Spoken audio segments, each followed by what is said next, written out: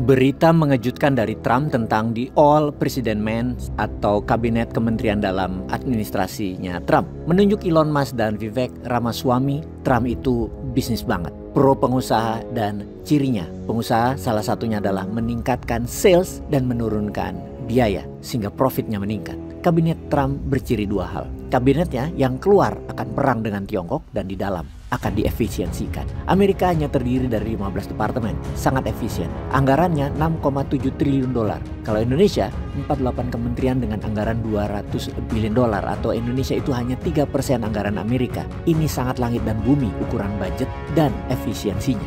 Dalam pelajaran bernegara, kita banyak harus mencontoh hal yang baik dari manapun. Kali ini, belajarnya adalah tentang efisiensi dan growth pertumbuhan ekonomi. Karena pemerintahan yang lama di Konoha, kita sudah melihat sangat tidak efisien, tidak punya grand design, dan yang mengeksekusi semuanya pejabat politik yang terindikasi memanfaatkan jabatannya untuk kekayaan keluarganya dan koleganya, juga melanggengkan kekuasaan politik.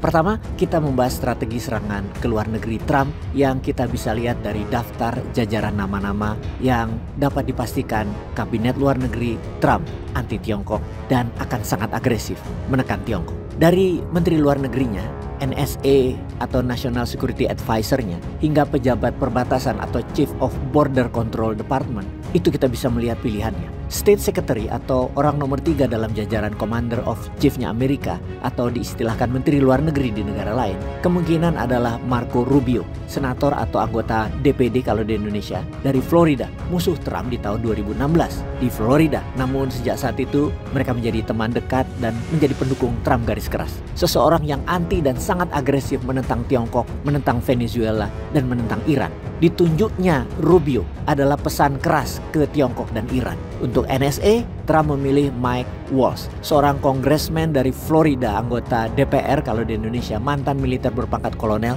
yang sangat anti Tiongkok. Mike Waltz adalah ketua hubungan Amerika-India, di mana menjadikan dirinya ketua NSA adalah pesan buat Tiongkok dan juga pesan buat India bahwa Amerika akan pro India ke depannya untuk aliansi ekonomi dan geopolitik dunia di belahan selatan Khatulistiwa, yang ini sangat memprihatinkan bagi Indonesia. Kok nggak Indonesia yang dijadikan atau yang dipom-pom oleh Amerika, malah ke India? Ada lagi yang perlu kita perhatikan, yaitu dipilihnya Duta Besar Amerika untuk PBB. Tokoh ini bukan tokoh sembarangan, seorang wanita bernama Elise Stefanik, seorang anggota Kongres dari New York yang mewakili Amerika di PBB, dan orang ini sangat pro Palestina. Hal ini jelas menunjukkan rencana besar Trump akan pro rakyat Palestina. Hal seperti ini kita harus belajar. Indonesia harus belajar dengan apa yang Trump lakukan untuk Palestina dan untuk meningkatkan ekonomi negaranya. Jelas dan simpel. Tidak berdrama politik mengangkat pejabat dari politik yang belum tentu berkapasitas bernegaranya. Kemudian diangkatnya Elon Musk dan Vivek Ramaswamy.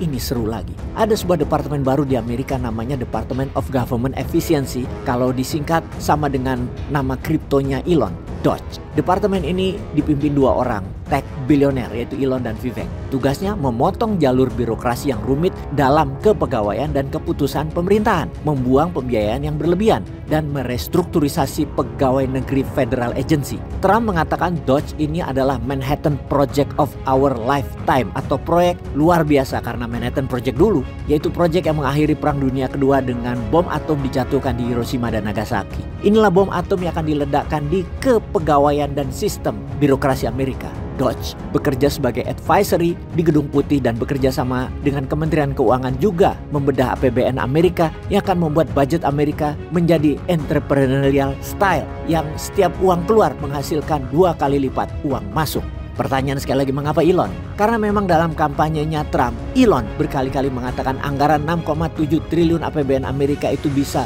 dihemat. Hingga hanya dengan 4,7 triliun dolar saja Amerika bisa menjalankan, alias yang 2 triliun dihemat dari uang pajak masyarakat, sehingga pajak korporasi bisa turun, swasta menjadi tumbuh 2 kali lipat dengan cepat. Ini membuat senang swasta, namun kebijakan ini pasti dibenci pegawai negerinya Amerika. Ciri efisiensi adalah ciri Elon berbisnis. Bayangkan, sewaktu Elon mengambil Twitter, dia memecat 80% karyawan Twitter dan hanya menyisakan 10% orang lama, kemudian ditambah 10% orang baru dipekerjakannya.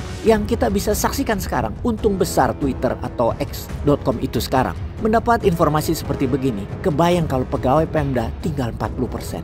Yang 60% dipecat semua, yang isinya saudaranya mantan bupati lah, keluarga bupati lah, yang gak ada keterampilannya, yang ngabis-ngabisin anggaran itu. Juga pegawai departemen yang gak ada hubungannya dengan pekerjaan utama seperti office boy, supir, penjaga gedung, satpam, sekretaris, resepsionis. Semua dikurangi, semua dirampingkan. APBN yang anggarannya 60% untuk belanja kepegawaian dan fasilitas ditebas separuhnya aja. Wih, pajak turun, swasta terutama UKM sorak gembira. Ya tapi itu masih ngimpi sih sejauh ini. Peace.